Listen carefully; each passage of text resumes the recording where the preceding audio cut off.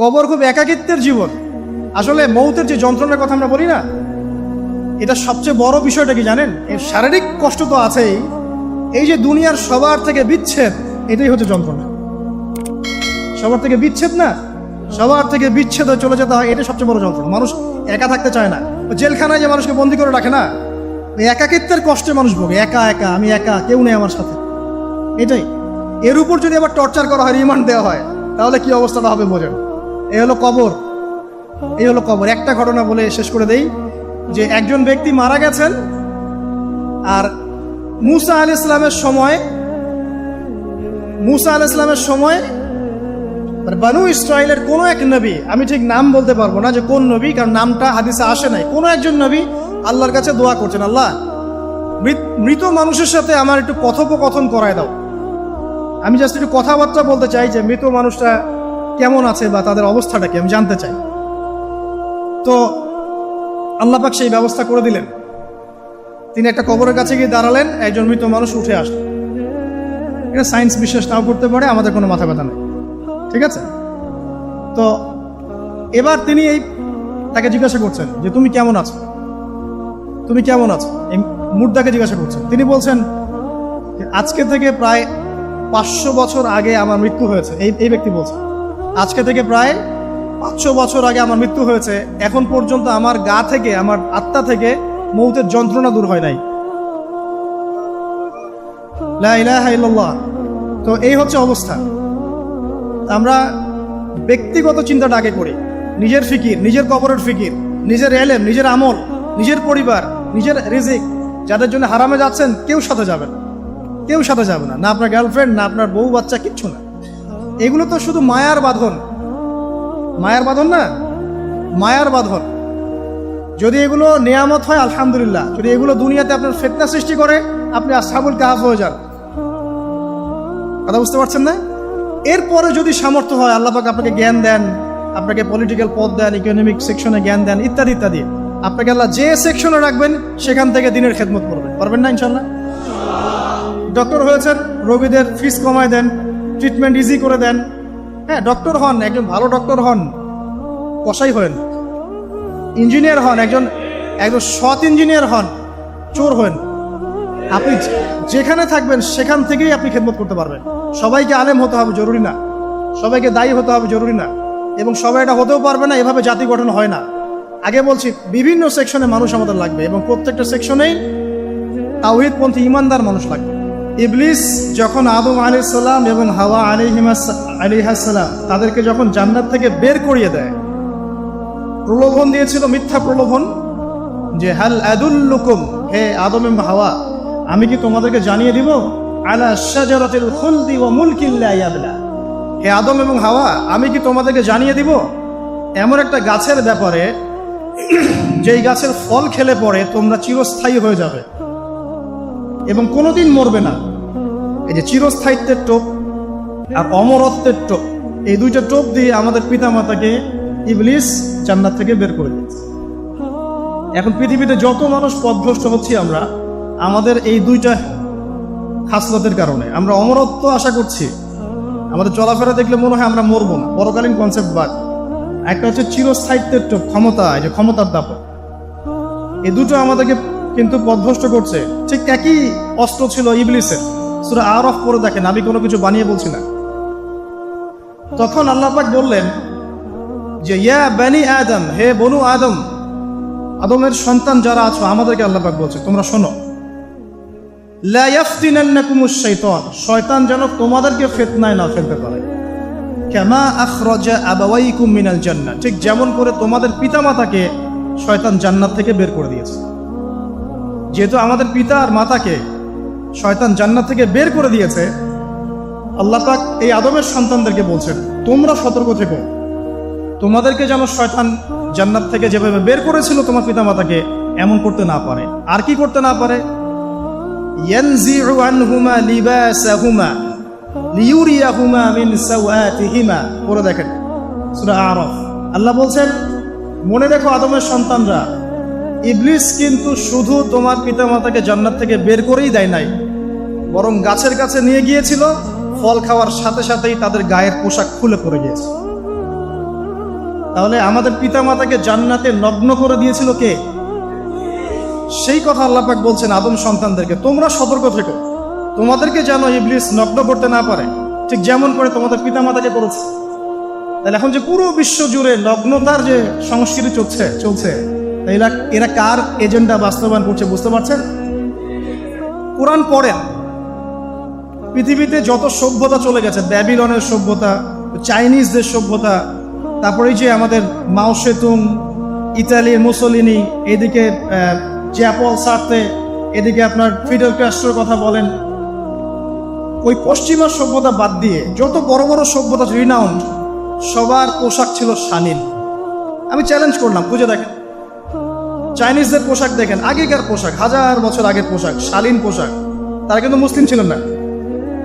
আপনি এই ব্যাবিলনের সভ্যতা দেখেন, ব্যাবিলনের সভ্যতা অনেক প্রাচীন না? এই সভ্যতার পোশাক দেখবেন এটা অশালীন পোশাক ছিল না। এমনকি আইয়ামে জাহিলিয়াত যেটা আমরা বলি, নবী সাল্লাল্লাহু আলাইহি ওয়াসাল্লাম যখন জন্ম নেননি তার আগের সময় করো, ওই সময়ে যে মানুষ জেনা করত, মেয়েকে যে কন্যা সন্তানকে জীবিত দাফন করত, তারপরেও ওদের পোশাক শালীন ছিল।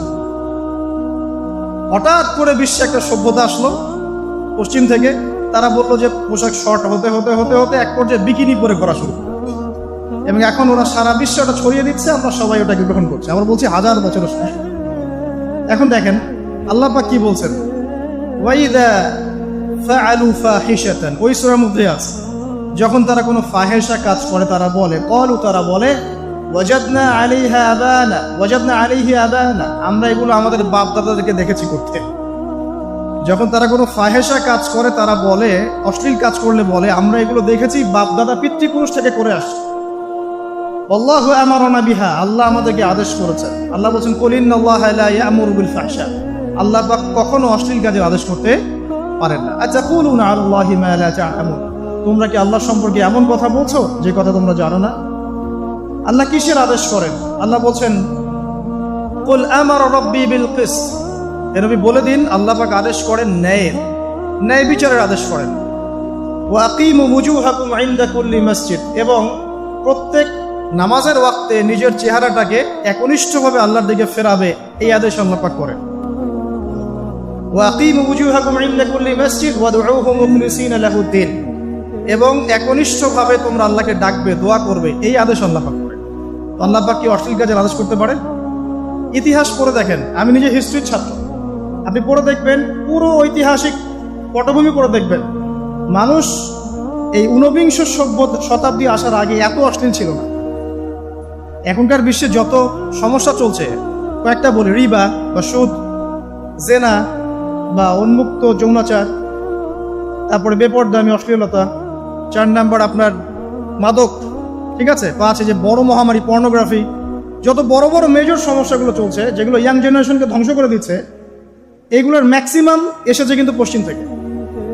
খেয়াল করে দেখবেন, এগুলো কিন্তু বাংলাদেশ থেকে আসে নাই, আসছে ভারত থেকে আসছে, পাকিস্তান থেকে আসছে, সাবকন্টিনেন্ট থেকে আসে নাই, এগুলো দেখবেন একটা নির্দিষ্ট জায়গা থেকে আসছে। তো এই কারণে আমাদের সতর্ক দৃষ্টি রাখতে হবে যে বস্তুবাদী উন্নয়ন সবকিছু নয়। হ্যাঁ, আমরা জিডিপি বাড়ালাম, ইন্ডাস্ট্রিজ গড়লাম, মঙ্গলে চলে গেলাম, চাঁদে গেলাম, ওকে ফাইন, এগুলোর কেউ বিরোধিতা করবে না, এটা ভালো, নেশনকে এগিয়ে নিতে হবে, এটাই এডুকেট, তারও নয়, এবং এডুকেট এটাই করতে হবে, কিন্তু নৈতিকতার বিসর্জন দিয়ে নয়। নৈতিকতার বিসর্জন দিয়ে ধর্ম থেকে দূরে চলে এসে নাস্তিকতায় বিশ্বাসী হয়ে আল্লাহকে বাদ দিয়ে, রাসূলকে বাদ দিয়ে এই বস্তুবাদী উন্নয়ন আমাদের পরকালকে বাঁচাতে পারবে না। তো পরকালকে বাঁচিয়ে রেখে আমার দুনিয়াকে উন্নয়ন করতে হবে, এবং দুনিয়ার উন্নয়নটা অবশ্যই জরুরি। সারা বিশ্ব যখন এগিয়ে যাচ্ছে, আমরা কেন পিছিয়ে থাকবো? আমি তো এটাও বলি যে এটা অনেক মাদ্রাসার লাইনে যারা আছেন তারা আমার সাথে একটু বিরোধিতা করেন এই বিষয়ে, কিন্তু আমি নিজেই বলি যে সিলেবাসের মধ্যে পরিবর্তন নিয়ে আসার চেষ্টা করতে হবে। শুধুমাত্র এককেন্দ্রিক শিক্ষায় কেন শিক্ষিত হব? এই যুগে চলার জন্য যে উপকারী জ্ঞানগুলো দরকার সেগুলো শিখতে হবে আমাদেরকে। আমাদের আইসিটির জ্ঞানের দরকার আছে, আমাদের ইংরেজির জ্ঞানের দরকার আছে, ম্যাথামেটিক্স দরকার আছে, সায়েন্সের দরকার আছে, আমাদের তথ্য প্রযুক্তি জানতে হবে, অর্থনীতির জ্ঞানের দরকার আছে, পলিটিক্যাল সায়েন্সের দরকার আছে, জিও পলিটিক্স দরকার আছে। এগুলো বাদ দিয়ে শুধু যদি আমি মুখস্থ করে যাই, এই জ্ঞানটা আমার কি কাজে দিবে আমাকে বলে? এই কথাটা অনেকে নেগেটিভলি নেয়, কিন্তু আমি আসলে তাদের ব্যাপারে তাদের সাথে তর্ক করতে চাই না। আমি আমার কনসেপ্ট লালন করি, আমি এতটুকুই বলছি। এবং যারা শিক্ষিত মহল আছেন, বুদ্ধিজীবী মহল আছেন, যারা দেশ সম্পর্কে ভাবেন, যাদের নিয়ে ভাবেন, উম্মাহ নিয়ে ভাবেন, তারা কিন্তু আমার সাথে একমত হবে ইনশাআল্লাহ যে আমরা কিন্তু এই জায়গাটাতে পিছিয়ে পড়তেছি। আল্লাহ পাক আমাদেরকে কনস্ট্রাকটিভ সিলেবাসে পড়াশোনা করার তৌফিক দান করুন, এবং জেনারেল লাইন থেকে আপনি বয়কট করে একদম ইয়াতে চলে আসতেছেন কেন? জেনারেল লাইনে পড়ছেন, পড়েন, আপনার এই জ্ঞানটাকে আপনি ইসলামের কল্যাণে কাজে লাগাতে পারবেন না? সবাইকে কি আলেম হতে হবে? সবাইকে মুফতি হবে, মুহাদ্দিস হবে? অর্থনীতিবিদের দরকার আছে না? পলিটিশিয়ানের দরকার আছে না? ডক্টর ইঞ্জিনিয়ার দরকার আছে না? সব সেক্টরের মানুষের দরকার আছে। আপনাদেরকে আপনাদের জায়গায় থাকতে হবে, ওখানে থেকে আপনারা ইসলামের খেদমত করবেন, পারবেন না? একজন ডক্টর, তিনি কি ইসলামের খেদমত করতে পারবেন না ভাই? একজন সৎ নেতা, তিনি কি ইসলামের খেদমত করতে পারবেন না? একজন অর্থনীতিবিদ, তিনি যদি আল্লাহ পাকের হালাল হারাম মেনে অর্থনীতির কোনো বিধান চালু করেন, তিনি কি ইসলামের খেদমত করতে পারবেন না? তো সবাইকে কি বক্তা হইতে হবে? সবাইকে আলেম হতে হবে? এক নির্দিষ্ট একটা শ্রেণীর মানুষ আলেম হবে, নির্দিষ্ট একটা শ্রেণীর মানুষ প্রশাসনে থাকবে, নির্দিষ্ট একটা শ্রেণীর মানুষ জনপ্রতিনিধি হবে, নির্দিষ্ট শ্রেণীর মানুষ ইকোনমিক সেক্টরে থাকবে। এইভাবে আমরা একটা জাতি গঠন করব, এবং সবাই হবে উভয় দিকে শিক্ষিত। একজন আর্মি অফিসার, তার উচিত হবে ইমামতি করার যোগ্যতা অর্জন করা। একজন ডক্টর, তার উচিত হবে ইমামতি করার যোগ্যতা অর্জন করা। আবার একজন যিনি আলেম, তারও উচিত হবে এমন পড়াশোনা করা যে পড়াশোনা দিয়ে তিনি কোরআন সুন্নাহকে হাতে রেখে ওয়ার্ল্ড অ্যাফেয়ার্সকে ডিল করতে পারেন। তো এই বিষয়গুলো আমাদের একটা গ্যাপ চলে আসছে দীর্ঘদিন থেকে। আল্লাহ পাক আমাদেরকে বোঝার তৌফিক দান করুন। আর অ্যাটলিস্ট আমরা যদি নাই পারি, আমাদের দ্বারা যদি কিছু নাই হয়, অ্যাটলিস্ট আমাদের সন্তান সন্ততি যারা আসবে ভবিষ্যতে, আল্লাহ পাক তাদেরকে যেন ইসলামের জন্য কবুল করে নেয়, আমিন। আর ইসলামের জন্য কবুল করলে কারো কোনো ক্ষতি নাই। ইসলামের আন্ডারে প্রত্যেক অমুসলিমের সর্বোচ্চ অধিকার রক্ষা করা হয়, অন্য কোনো জায়গায় করা হয় না। এবং প্রত্যেকটা ধর্মগ্রন্থের মূল কথাগুলো দেখবেন একই রকম। এক আল্লাহর কথা বলছেন, একজন শেষ নবীর কথা বলছেন, সত্য কথা বলার কথা বলছেন, ন্যায়ের পথে চলার কথা বলছেন। প্রত্যেকটা ধর্মগ্রন্থ পড়ে দেখেন, এই যে ওল্ড টেস্টামেন্ট বলেন, নিউ টেস্টামেন্ট বলেন, বেদ বলেন, আপনি বাইবেল বলেন, পড়েন, একটু পড়েন, তুলনামূলক ধর্মতত্ত্বের বইগুলো পড়েন, দেখবেন অনেক মিল আছে। তো সবাই যদি যার যার ধর্ম পালন করেন, কোনো সমস্যা আছে? সবাই যদি যার যার ধর্মের নৈতিক বিষয়গুলো মেনে চলে, কোনো সমস্যা আছে? এই সহজ সরল কথাগুলো আমরা জনগণকে বোঝাতে ব্যর্থ হচ্ছি। এই সুযোগ নিয়ে এক শ্রেণীর মানুষ এক দলকে আরেক দলের বিরুদ্ধে লাগিয়ে দিচ্ছে, স্বার্থ খুঁজে, নিজের স্বার্থে, দুনিয়ার স্বার্থে, এবং ওই যে বললাম একটা সভ্যতার কথা, ওদের স্বার্থে শান্তিপূর্ণ একটা জনসমষ্টির মাঝে ফাসাদ লাগিয়ে দিচ্ছে উদ্দেশ্যপ্রণীতভাবে কিছু মানুষ। এদেরকে চিনতে শিখুন, এদেরকে বয়কট করতে শিখুন। আল্লাহ পাক বোঝার তৌফিক দান করুন।